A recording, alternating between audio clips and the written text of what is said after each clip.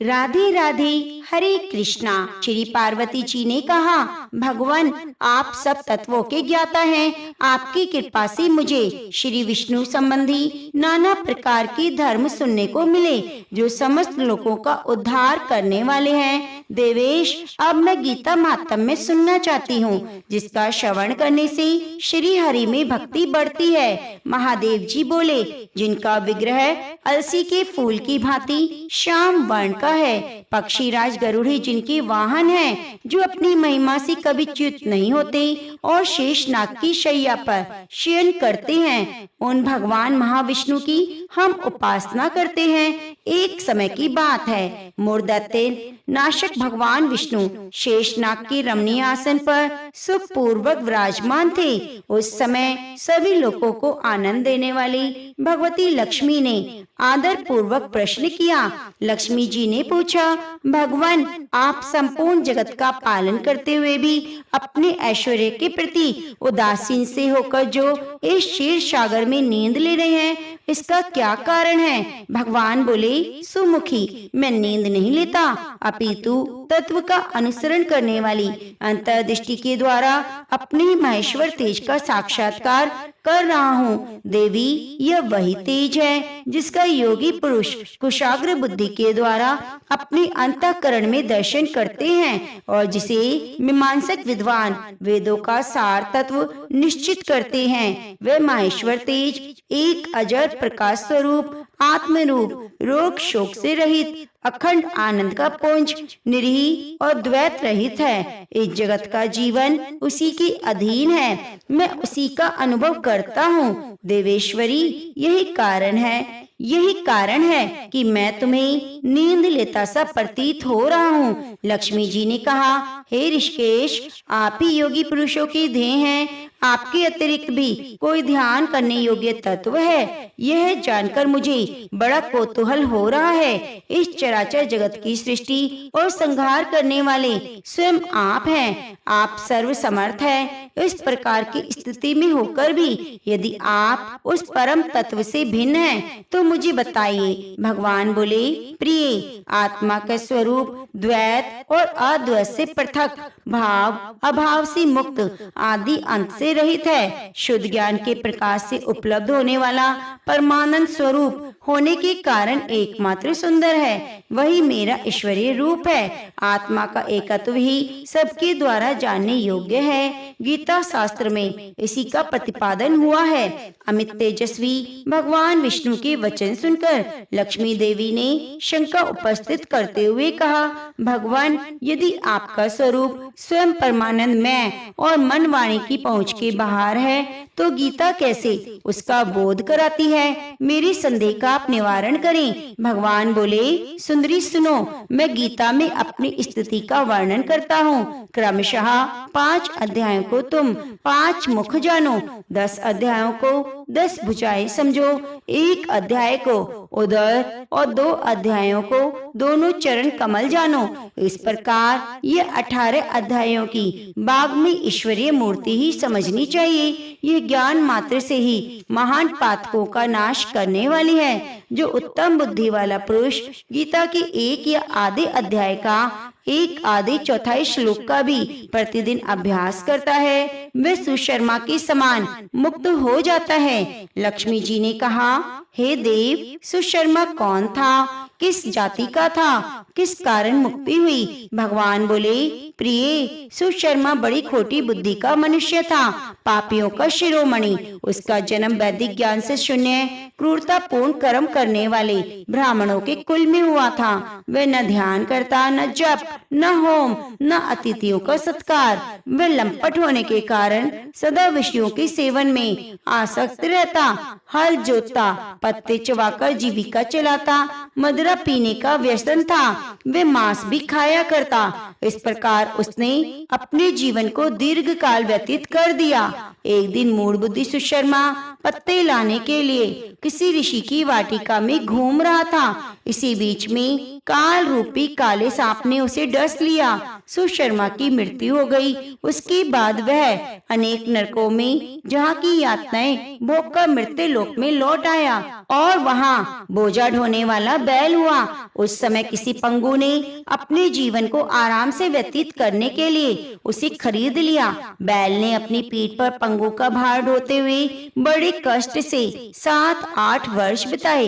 एक दिन पंगु ने किसी ऊंचे स्थान पर बहुत देर तक बड़ी तेजी के साथ उस बैल को घुमाया। इससे वह थककर बड़े बेग से पृथ्वी पर गिरा और मूर्छित हो गया। उस समय वहाँ कौतूहलवश आकृष्ट हो बहुत से लोग एकत्रित हो गए। उस जन समुदाय में किसी पुण्यात्मा व्यक्ति ने उस बैल का कल्याण करने के लिए उसे अपना पुण्य दान किया। उसके बाद कुछ दूसरे लोगों ने भी अपने अपने पुण्यों को याद करके उसके लिए दान कर दिया। उस भीड़ में एक वैश्या खड़ी थी। उसे अपने पुण्य का पता नहीं था, तो उसने भी लोगों की देखा देखी उस बैल के लिए कुछ त्याग कर दिया। उसके बाद यमराज के दूत मरे हुए प्राणी को पहले यमपुरी ले गए। वह विचार कर कि वैश्य के पुण्य से पुण्यवान हो गया, उसे छोड़ दिया गया। फिर वह भूलोक में आकर उत्तम कुल शील वाले ब्राह्मणों के घर में उत्पन्न हुआ।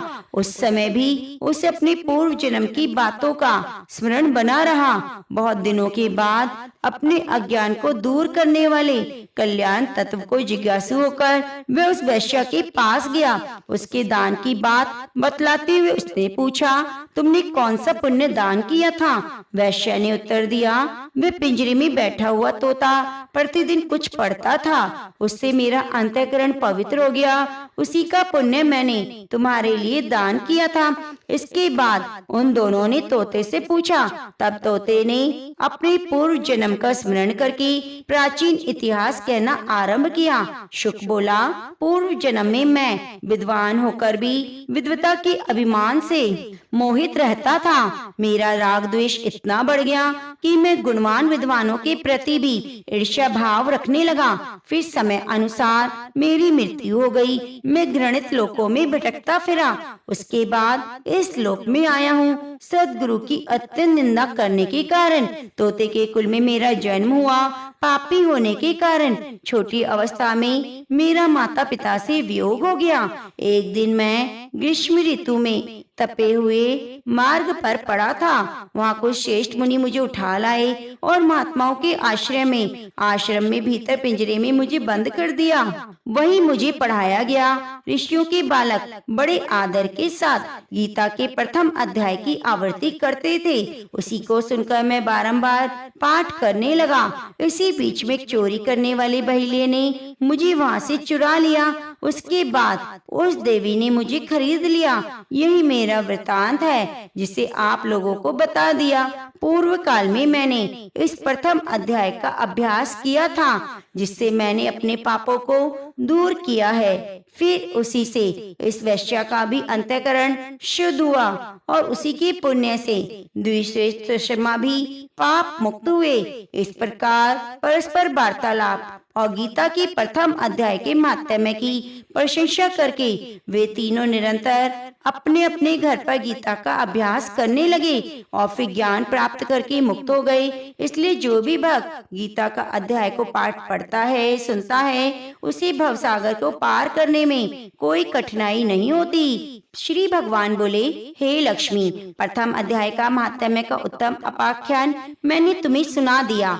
अब अन्य अध्याय के महात्म्य श्रवण करो। दक्षिण दिशा में वेद वेता ब्राह्मणों के पुरंदरपुर नामक नगर में श्रीमान देव शर्मा नामक एक विद्वान ब्राह्मण रहते थे।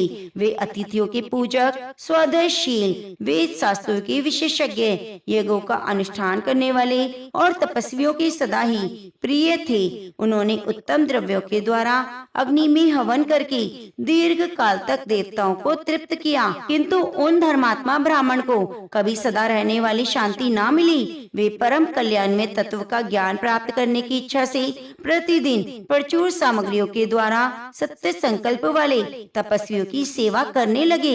इस प्रकार शुभ आचरण करते हुए बहुत समय व्यतीत हो गया। उसके बाद एक दिन पृथ्वी पर उनके समक्ष एक त्यागी महात्मा प्रकट हुए। वे पूर्ण अनुभवी, आकांक्षा रहित और नासिका के अग्रभाग पर दृष्टि रखने वाले और शांत चित्त थे।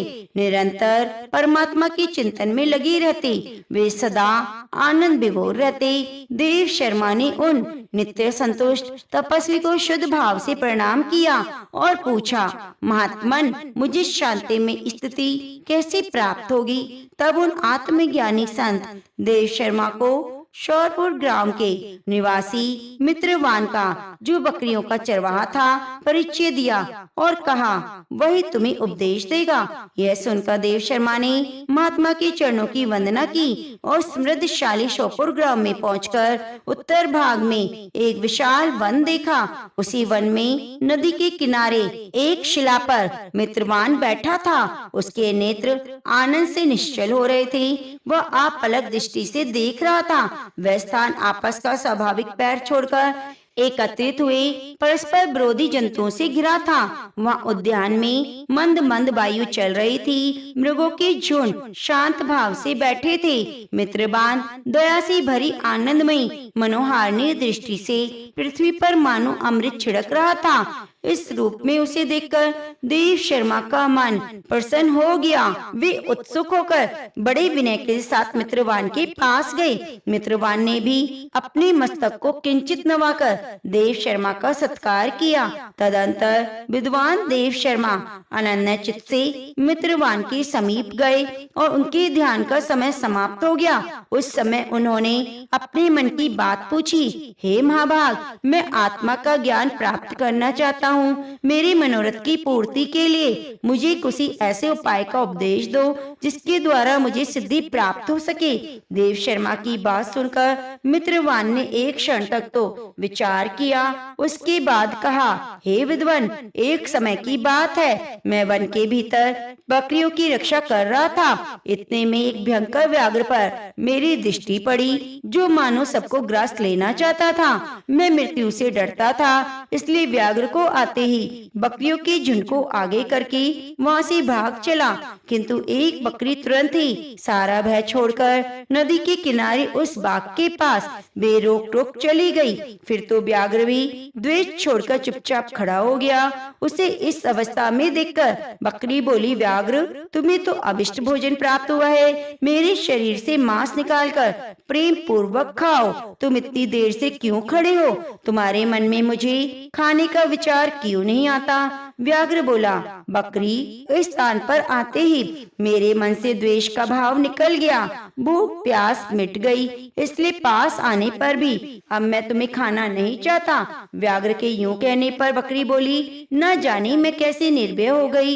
इसमें क्या कारण हो सकता है? यदि तुम जानते हो तो बताओ। यह सुनकर व्याघ्र ने कहा, मैं भी नहीं जानता। चलो सामने खड़े हुए महापुरुष से पूछते हैं। ऐसा निश्चय करके वे दोनों वहाँ से चले गए। उन दोनों के स्वभाव में यह विचित्र परिवर्तन देखकर मुझे बहुत आश्चर्य हुआ। इतने में ही उन्होंने मुझसे ही आकर प्रश्न किया। वहाँ वृक्ष की शाखा पर एक बानर राज था। उन दोनों के साथ मैंने भी बानर राज से पूछा, हे विप्रवर। मेरे पूछने पर वानर राज ने आदर पूर्वक कहा, अजापाल, सुनो, इस विषय में मैं तुम्हें प्राचीन वृतांत सुनाता हूँ। यह सामने वन के भीतर जो बहुत बड़ा मंदिर है, उसे देखो। ब्रह्मा जी का स्थापित किया हुआ एक शिवलिंग है। पूर्व काल में यहाँ सुकर्मा नामक बुद्धिमान महात्मा रहते थे, जो तपस्या में संलग्न होकर इस मंदिर की उपासना करते। वनों से फूलों का संग्रह कर लाते, नदी के जल से पूजनीय भगवान शंकर को स्नान कराकर उन्हीं से पूजन किया करते। इस प्रकार आराधना का कार्य करते हुए सुशर्मा यह निवास करते। बहुत समय के बाद उनके समीप अतिथि का आगमन हुआ। सुकर्मा ने भोजन के लिए फल लाकर अतिथि को अर्पण किया और कहा, विद्वान, मैं केवल तत्व ज्ञान की इच्छा से भगवान शंकर की आराधना कर रहा हूँ। आज इस आराधना का फल परिपक्व होकर मुझे मिल गया। क्योंकि इस समय आप जैसे महापुरुष मुझ पर अनुग्रह कर रहे हैं। सुकर्मा के मधुर वचन सुनकर तपस्या के धनी महात्मा अतिथि को बहुत ही प्रसन्नता हुई। उन्होंने एक शिलाखंड पर गीता का दूसरा अध्याय लिख दिया और ब्राह्मण को उसके पाठ और अभ्यास के लिए आज्ञा देते हुए कहा, ब्राह्मण, इससे तुम्हारा आत्मज्ञान संबंधी मनोरथ अपने आप सफल हो जाएगा। यूं कहकर वे बुद्धिमान तपस्वी सुकर्मा के सामने ही देखते देखते अंतर ध्यान हो गए। सुकर्मा विस्मित होकर उनके आदेश के अनुसार निरंतर गीता के द्वितीय अध्याय का अभ्यास करने लगा। उसके बाद दीर्घ काल के बाद अंतःकरण शुद्ध होकर आत्मज्ञान की प्राप्ति हुई। फिर वे जहाँ जहाँ गए वहाँ का तपोवन शांत हो गया। उनमें शीत उष्ण राग द्वेष आदि बाधाएं दूर हो गई। इतना ही नहीं, उस स्थान पर भूख प्यास का कष्ट भी जाता रहा। भय का सर्वथा अभाव हो गया। यह सब द्वितीय अध्याय का जप करने वाले सुकर्मा ब्राह्मण की तपस्या का प्रभाव समझो। मित्रबान कहता है, मानवराज के यूं कहने पर मैं प्रसन्नता पूर्वक बकरी और बाघ के साथ उस मंदिर को गया जहाँ पर शिलाखंड लिखे हुए गीता के द्वितीय अध्याय को मैंने देखा और पढ़ा। उसी की आवृत्ति करने से मैंने तपस्या का पार पा लिया है। तुम भी सदा द्वितीय अध्याय की आवृत्ति किया करो, इससे तुम्हारी मुक्ति दूर नहीं। श्री भगवान बोले, हे प्रिय मित्र, बान के इस प्रकार आदेश देने पर देव शर्मा ने उनका पूजन किया और उसे प्रणाम करके पुरंदरपुर की राह ली। वहाँ किसी देवालय में पूर्वोक्त आत्मज्ञानी महात्मा को पाकर उन्होंने सारा वृत्तांत निवेदन किया और सबसे पहले उन्हीं से द्वितीय अध्याय को पढ़ा। उनसे उपदेश पाकर सुधा अंतःकरण वाले देव शर्मा प्रतिदिन बड़ी श्रद्धा के साथ द्वितीय अध्याय का पाठ करने लगे। जब से प्रशंसा के योग्य पद को प्राप्त किया, हे लक्ष्मी, ये द्वितीय उपाख्यान मैंने तुमसे कहा तो प्रेम से बोलिए, लक्ष्मी नारायण भगवान की जय।